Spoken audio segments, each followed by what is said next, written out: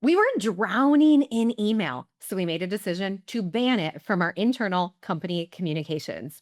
What do we use instead? Yes, we are Slack users, but we have some unique ways of communicating internally within Slack that you may be interested to help your team communicate better so nothing falls through the cracks. I have four specific things I'm going to share with you to help you make your team and Slack communications that much better. This much better. Number one, we organize our Slack by key channels. Now, if you don't know Slack, Slack is generally, I say it operates a little bit like a text messaging tool with channels that divide those text messages by topic. Because if it was just one long DM or WhatsApp message thread, and I needed to go back to that thing about the next modern CEO enrollment, I'm going to have a hard time finding that because in the meantime, we've been spending a lot of time talking about the How to Clone Yourself book. So instead, in Slack, you can organize things by channel slash topic that are relevant to your business. Now, I want to share with you a few key channels that I think every business should have. Number one, our sales channel.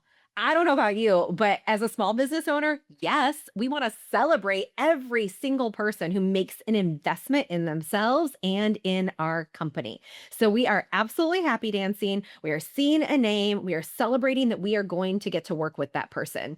And if you have a team that also does sales specific roles, like our photography company, then you may also want to share and celebrate wow, you served that person so well. They were so excited that they bought this thing from you. So it's an opportunity to one, celebrate who you get to serve and your customers and your clients, as well as your team who is taking such good care of your customers and your clients. This one is super unique. Another channel that we love are login codes. You know how when you need to log into something, you get that two-factor authentication and who knows where it went? Or maybe your team members are saying, I need to log into this thing and the two-factor authentication goes to you. Did you get it?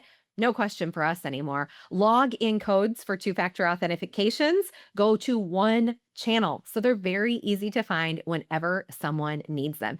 And honestly, it's not always my phone number on everything. So sometimes I need to log into something and I go check the login code channel myself. Next favorite channel, celebrations. Yeah, we want to celebrate wins in people's personal life, in the business, our clients, our customer wins across the board.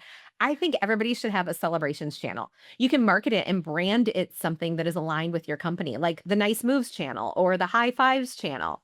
Now, of course, it's not all fun. And notice that there wasn't actually any deliverable based work happening in any of those channels that I shared so far. So we do also have some of those channels organized by product line, organized by marketing campaign that we are having, organized by specific departments. For example, a recruiting channel and a social media channel. So you can set up other channels in your Slack so that conversations stay nice and tidy. And then when anyone on the team comes in and sits down to work, they can focus on that one thing they need to get done and not be hit with messages from every single thing that's happening in the business. The other bonus is that there's no way for things to get lost in DMs or in email threads. So we generally keep conversation out of the direct messages, even in Slack, and we try to have them mostly in channels. So if somebody else needs to see what's happening, or if somebody else needs to step in for any reason, they can pick it up and see everything that happened there. Of course, private conversations may happen in DMs, but generally speaking, we go to channels to get the work done and to have work conversations. Strategy number two for making Slack work and getting out of being buried in email is creating a communication culture for your Slack. Now, this also applies for communication culture across the board in your business, which I think we should all proactively think about so things don't fall through the cracks and communications are done well. But a couple of things we do specifically in Slack are use emojis. I know it sounds silly, but I don't hate the emoji. I love a good emoji. It signals to me that someone saw the message that I posted. And then the specific emoji they put up gives an indication of the action they are taking. For example, if someone pops eyeballs on a message I just put in Slack, I know they're looking at it. If I see a check mark, I know that it is done. Done, taken care of. I've got this.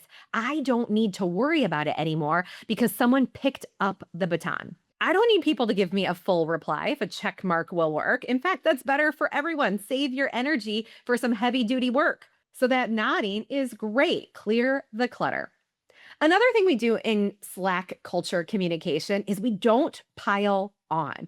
Now, sometimes you may want to say, yes, awesome, way to go. And you want 100 way to goes under a message. I mean, yeah, I'll take it. I'll take 100. That was awesome messages.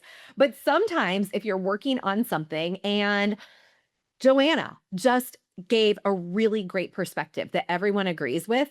Everybody could just add that emoji to it versus writing a whole nother set of multiple paragraphs conveying the same exact thing.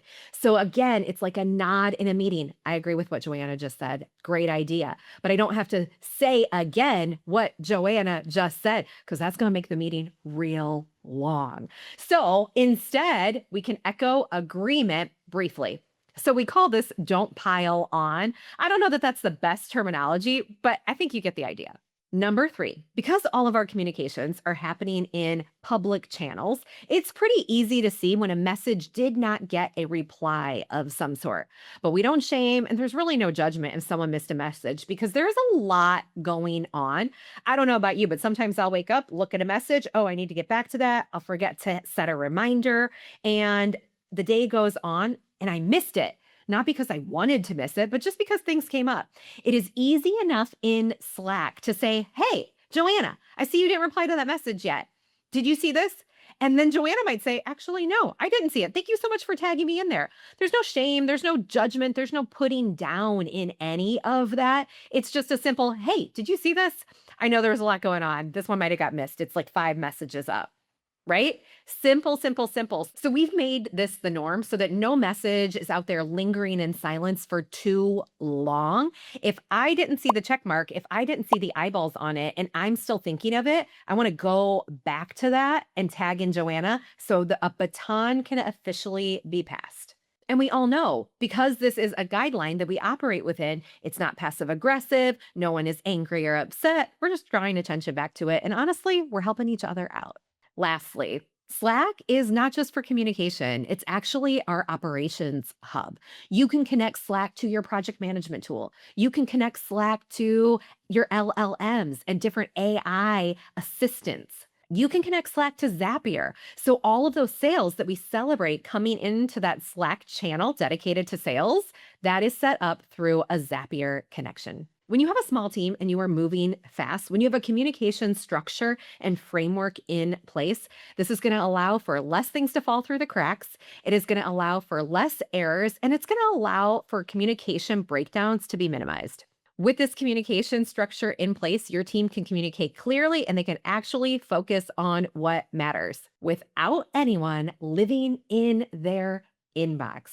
I hope this helps you. Let me know what you think. Let me know if we missed any strategies, and I can't wait to see you in the next episode. Until then, remember, you are right on time. You cannot be late for your destiny.